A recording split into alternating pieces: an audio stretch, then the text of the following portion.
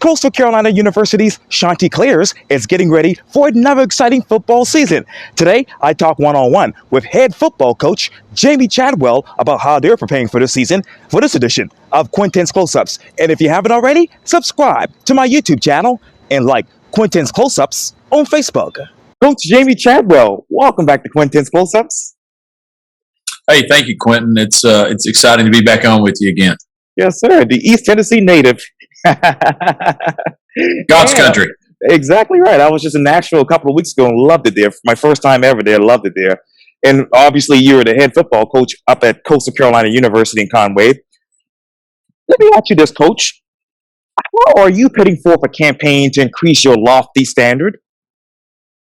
Well, that's hard. The standard we've set the last 2 years has been pretty high, but I would say this: the outside expectations are never higher than what we have on our inside, and so you want your standard and how you play, why you play.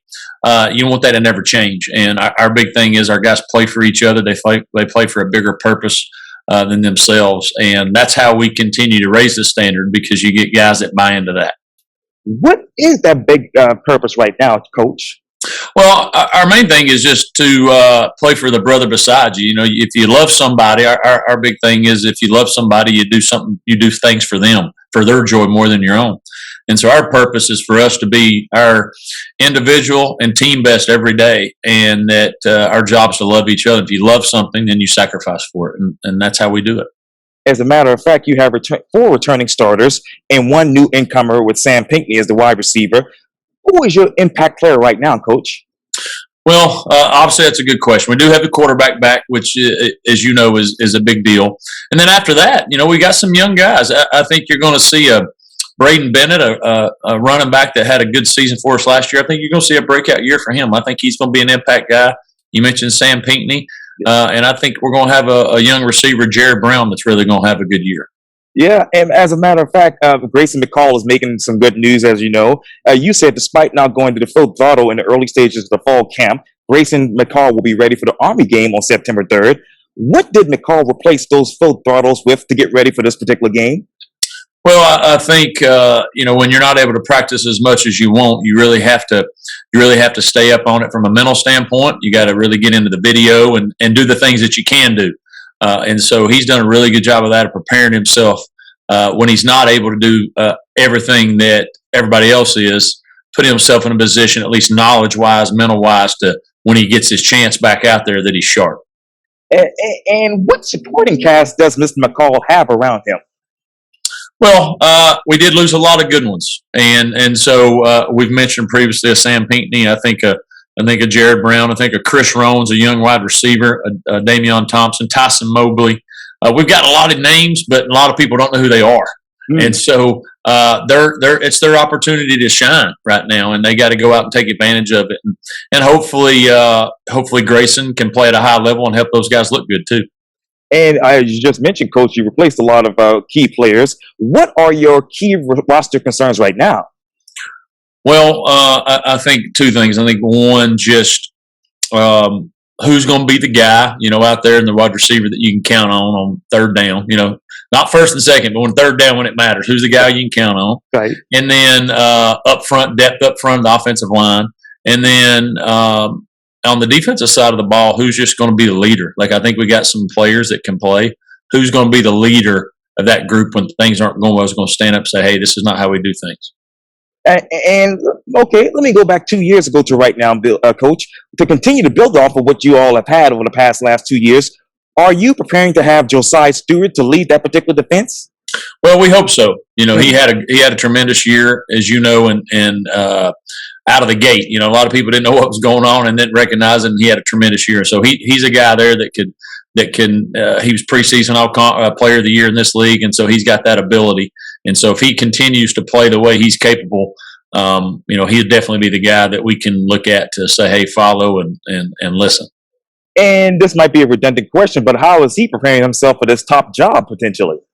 Well, one thing he does, he's very quiet, but he works hard, and he gets his work in. He takes care of himself. Like he's got a very workmanlike quality to him. He's not a heavy social media guy. He's not one of these guys, look at me, but he goes out and does his job. and he's went to work that way, and he's a guy that will be quiet, but he'll be like that. He'll be like that lion that jumps on you in the night when you don't think he's coming. Right, exactly right. And you also said this to the media recently. You don't lose because of your players. You lose because you're not willing to do the things that you need to win. What were those things that you all didn't do last year? Well, I think it's just one, not taking for granted the opportunity you have. I think sometimes you take it for granted, and so you don't handle the things you need to, whether that's getting the extra weightlifting, whether that's getting the extra rest, whether that's eating the right thing, whether it's really studying the playbook the way you need to, whether it's hey, I know this, I'll just relax instead of continue to try to get better. And I think it's the disease. It's the disease of being average. We're all created to do something special, but we have tendencies just to want to be average, and that averageness can grab you, and it can just make you mediocre. And we got to continue to strive to be better and not just settle for the status quo. And what is the status quo right now about Coastal Carolina? Well, our status quo is to expect to win this conference. We want to be the Sun Belt champions, and for us to do that, we have to do things a certain way and play a certain way, compete a certain way. But that's what our expectations are, and that's what. Hey, this is the status quo. This is what you do every day to try to win and win this Sun Belt, win this league. And Coach, one last question for you. Obviously, you have a schedule for all of the schools that you're going to actually play. When you look at it on paper and when you look at it in your mind mentally, which schools do you fear the most right now? Well, I think all of them, and others I say that is just because with having so many new players, we don't know our team as well as we need to right now, and that's part of fall camp. Like, who are we going to be? And so, we can't come into any season, let alone this one, thinking, hey, we're better than this team, but this team we got to watch out for. I think the main focus right now is on our team, and then the very first game we have, which is Army, and they're tremendous. And so we got to find out what our team's about before we can start worrying about anybody else. Coastal Carolina head football coach Jamey Chadwell, thank you for your time. And again, welcome back to Quintin Sports Subs. Thank you, Quintin. Appreciate it. Oh, anytime.